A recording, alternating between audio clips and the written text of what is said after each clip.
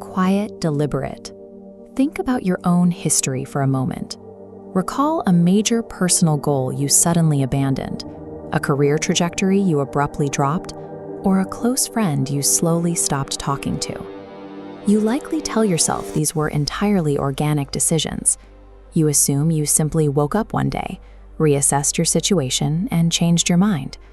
Often, that is a manufactured illusion.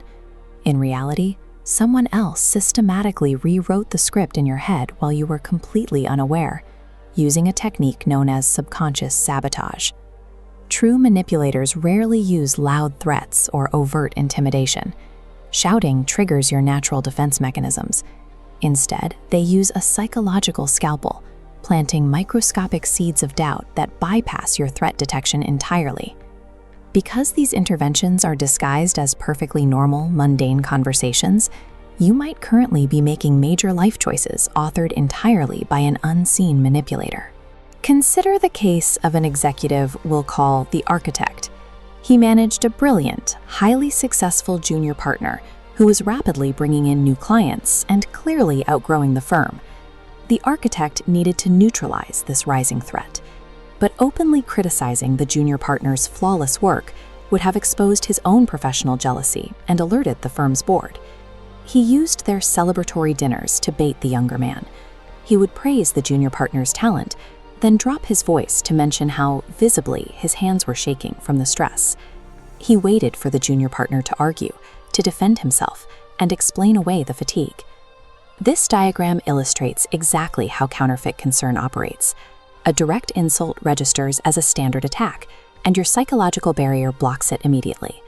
But when a lie is packaged inside a compliment and framed as protection, it becomes a false empathy node. It phases straight through your defenses and plants itself directly in your core. Once inside, that planted seed of doubt expands. The next time the junior partner felt normal, everyday exhaustion from a long project, he didn't interpret it as natural fatigue.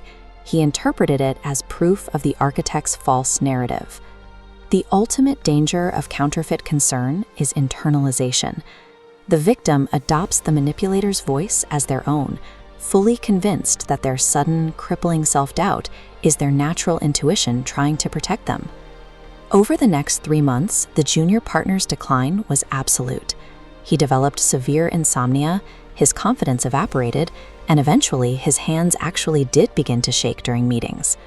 While the younger man spiraled into a deep depression, the architect executed his secondary logistical move. He positioned himself as the sympathetic savior, stepping in to safely absorb and manage all of the junior partner's lucrative clients. The breaking point arrived late one evening when the junior partner, completely exhausted and ready to resign, walked into the empty office to pack up his desk. As he moved through the quiet room, he noticed a physical file left out in the open on the architect's desk. Look closely at these entries. The file held no corporate records. Instead, it contained a meticulous 6-month handwritten log mapping out every planned micro-intervention. It listed exact dates, specific phrases to use during dinners, and precise internal vulnerabilities to exploit. The logbook revealed a brutal reality. His breakdown was a manufactured heist.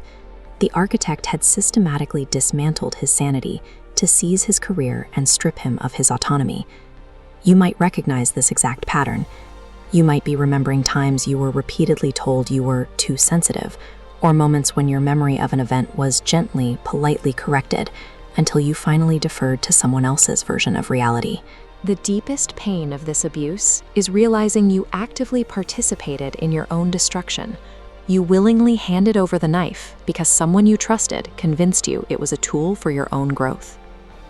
To break this cycle, you must learn to trust the friction.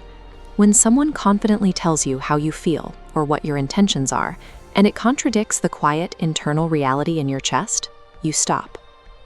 The architect's logbook was only possible because he harvested data. Every time the junior partner argued or justified his stress during those dinners, he gave the architect the exact coordinates for the next strike. In this loop, your arguments are merely fuel for their next attack. To survive, you sever that line by choosing silent observation. Refusing to justify yourself starves the manipulator of the behavioral data they need to calibrate their control. If you recognize these tactics operating in your own life, drop into the comments below. Don't use your real name. I see the pattern. Building a shared wall of evidence is the first step to breaking the isolation. A manipulator relies entirely on operating in the dark. The exact moment you expose their invisible framework to the light, they lose their power. You are now armed, aware, and watching the shadows.